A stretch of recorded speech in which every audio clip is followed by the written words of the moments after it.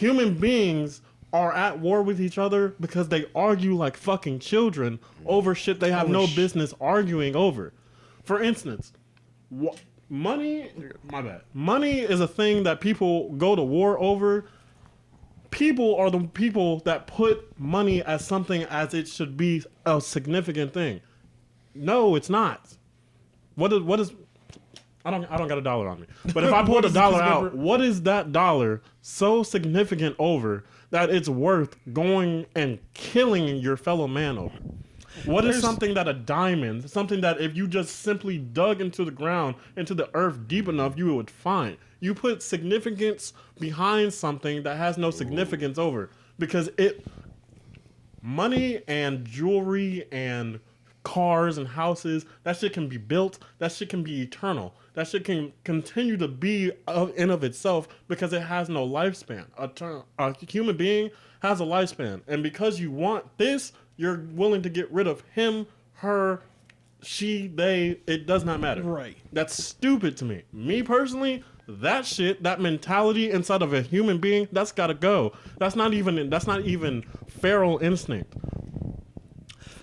Ooh, that's hard. That hit hard. Feral instinct is to stay alive, and you're taking that right away from somebody. And that is a direct criticism I have with any a lot of capitalistic places, because that just is what it is. Here, it's materialism is much more important to people than other people. Mm-hmm. See, as a capitalist myself, what I worry most about this utopia you bring about is stagnation because there's a lot of what you can attribute to human advancement is personalized greed, right? I want to be richer than him. I want to be better than him. I want more cars than him. I want more girls than him. I want more power than her. And for now, money is that. These green pieces of paper, right? But it could be anything. It could be gold bars. It could be trees. It could be rocks. It could be rocks. It could be caps. It's whatever it physically is or digitally is, doesn't matter. It's the symbolization of I'm better than him and I got here because I'm better than him. It is a fear as a capitalist myself that without that drive, without that greed, without that avarice, that there will be stagnation. What's the point of me doing this? What's the point of me wanting to build a conglomerate damn, how to say the word? Conglomerate. What is the point of me building this machine? What is the point of me doing this or that or whatever if there's no personal gain for me? I'm not saying that there won't be people that will still genuinely do it. I'm saying that human beings, end of themselves, are greed-driven people. And so because of that, most of our advancements are because there were some greed-driven people out there. Without them, stagnation, as I said before, stagnation equals decimation. Of course. And I'm going to tell you something about that. The 7 deadly sins are a motherfucker for real, bro. If you live your lifestyle by one of the sins, your lifestyle might be great for you, but terrible for everyone else. If you live your life for the greed of sin, bro, for the sin of greed, bro, your life is going to be great. It's going to be very wealthy. You're going to be able to do whatever you want, have whatever you want, but everyone else around you is going to be sucked dry. Period. I got a question for everybody. How do you feel, right, about those early day YouTubers that went up to homeless people, recorded it, and was like, "Oh, here's $100, oh, here's food, or whatever," for clout? Yeah, that's definitely some manipulative shit. Yeah, right now for me, I'm someone who's like, I wish it wasn't so demonized. Because regardless of if it was for clout, regardless whatever purpose it was for, because obviously it was for selfish purpose, regardless of their avarice intent, they fed a homeless guy. Well, sometimes, because sometimes they would also just take the money back from the people. Yeah, but for the people that didn't, though. You've seen Full Metal Alchemist, right? Of course. So greed, right? When he was mixed with Jing at this point. Yep. Yeah, he said it best. He's like, you feel greed is such a bad thing when it's not.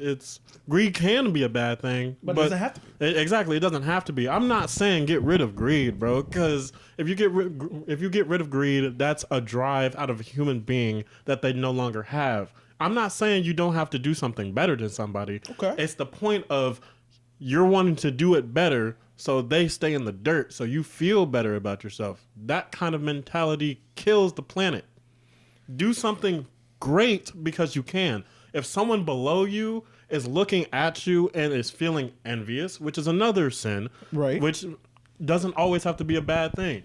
If you feel envious and you do something wrathful, which is another sin, that is wrong. But if you do something envious and you look at it with greed and you go and you feel prideful in of yourself to do something better, that's not a bad thing. Be better for the sake of being better. Don't be better for the sake of your own self. That is why people are greedy in this world, because they don't have the lifespan to realize that as long as you keep being greedy and taking away from everyone else, if you're immortal and you do that shit, guess what? You'll be alone on this planet. I'm going to say one last statement because I don't want to keep going with this one because I feel like we need like a dedicated one. Because I feel like we're on opposite sides of the same coin. There's a quote from a very wise man who said, "Hard times make strong men," as in those strong men make peaceful times. Those peaceful times make weak men. Those weak men make hard times, and those hard times make strong men. I'm the thought that people as a society, when everything is fine, when everything is good, when everything is perfect the way it is, the thought that they will have the drive to do anything is, and I hate to say this, I think it's kind of naive.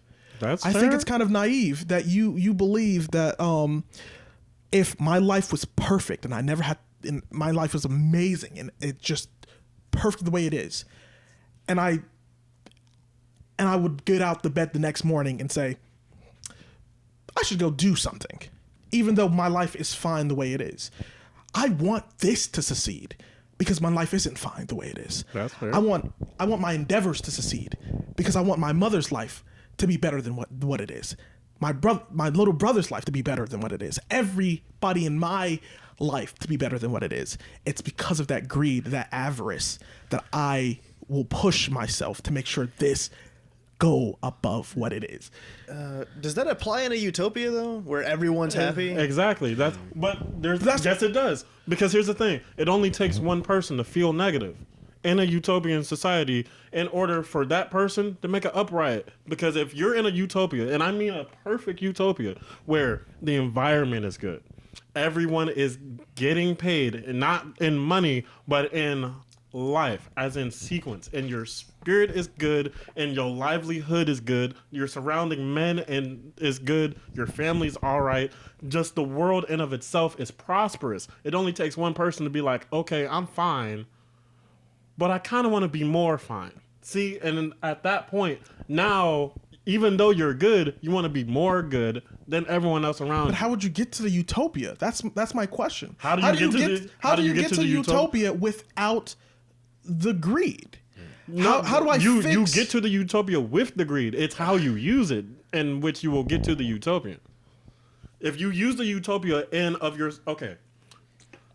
the seven deadly sins are not bad. It's how you use it in which it's bad. It's okay to be prideful. If you take pride in of yourself, of who you are, that's a great thing. But if you have so much pride that you don't give a fuck about no one else around you, that's terrible. You're defective at that point. It's okay to be greedy. Greed is not bad.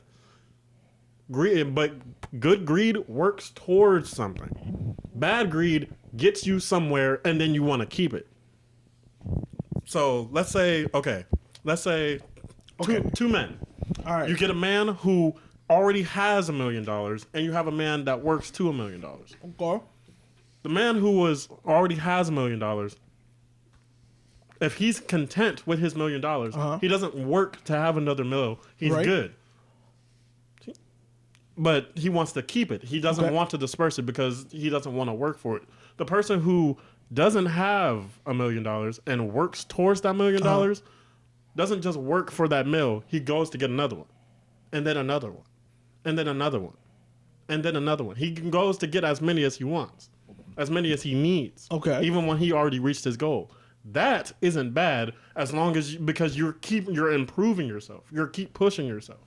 The person who already has it but doesn't want to let it go, you want to keep yourself, keep everything in of itself in yourself. You don't want to give it to nobody. You don't want to spend it on anything because you don't want to you don't even want to go to the dollar store and like buy a fucking brisk, even though a brisk isn't $1 anymore. But let's say it was like 3 years ago and it was. You don't even want to go and buy a brisk because now you're not at $1 million. You're at $999,999. You want to keep that shit at $1 million. I wanna have a full conversation about this, but I won't because it's dominated by me and you, so I won't keep but we're gonna have to pin a date down. But I will say one thing for a utopia, a perfect utopia can only exist in this world on 2 conditions: on longevity. It's like, so again, if I'm immortal, I'm the one that's basically keeping the peace at that point. Because just in case a fucking bad chick comes out of nowhere, a bad egg happens, I can nip that shit in the bud. Everyone's gonna keep doing what they do. You and me gonna have a talk. We're gonna get this shit straight. I'm not gonna punish you. I'm not gonna kick you to the curb. You're not gonna get rid of. I want you to tell me what's wrong, and then we're gonna go about fixing that. The second is, let's say Martians exist. Okay. At that point, if you are in a utopia and you get everything correct, now you want to go to Mars, right? And if you go to Mars and there's more planets out there, you keep your civilization grounded perfect so you can advance with the rest of the universe. That's why aliens to me are a whole thing that I kind of want very badly to be confirmed to. Not the little amoeba you see in space. Not that kind. Because civilized intelligent races. Because 100%, like I told myself I think it was yesterday. I was like, okay, think about this. What happens? I had 2 points about other civilizations. What happens if there are aliens, but they don't want to come with us because we're fucking children? The rest of the world, the rest of the universe are adults in this vacuum of space, backwater. and we're fucking children. We don't know how to get our own heads out of our own asses over little shit. Like, we'll go down the street, a dollar will blow out of your pocket out of the wind. Someone picks it up. They're trying to give it back to you, but before they can even say shit, you're already on their ass about, hey, you stole my cash. Right. That's stupid. Who wants to come down here and communicate with you like that? That's a whole bunch of extra issues motherfuckers don't want to deal with whatsoever. The second thing is, remember when you just earlier when you were like dimensional hopping? Yeah. Okay, I was thinking to myself, okay, now what happens if we in of ourselves are closed off in a completely different reality? Okay. And you can merge shift. It's called merge shifting. Merge shift into a different reality with another type of reality where like you're rich or like you're dead broke. No offense. It's kind of offensive that you said no offense. You don't have hair. I was gonna say you had like box braids or something, which would kind of be crazy to look at. But for every universe that is like isn't there yet, don't deal with it at all. Don't deal with it. Perfect civilizations to me are a standpoint for when human beings are working together as a whole. And if you look at it at a religious standpoint, that's kind of what we were supposed to do on the first point until you got to the bad point of the 7 deadly sins, and then shit hit a shift, right? And everything went down. Because even though you're not a believer, you basically you know shit, right? Of course. Okay, yes. so like you know how in the story of Adam and Eve, how the apple happened. But a perfect human civilization to me works. Okay, the Adam and Eve thing, how the Adam and the Eve was tricked by the snake. But here's a thing that people don't know about the Bible, which I'll get on that at a different time. But Eve ate the apple, and then everyone's assuming that it's Eve's fault. If you actually read the rest of the fucking page, it said that Adam is right next to her, as in he's not telling her to stop. He's not encouraging her. He's there, right next to her, with her as she does it. He doesn't say shit, even though God says don't eat that. He's not saying no.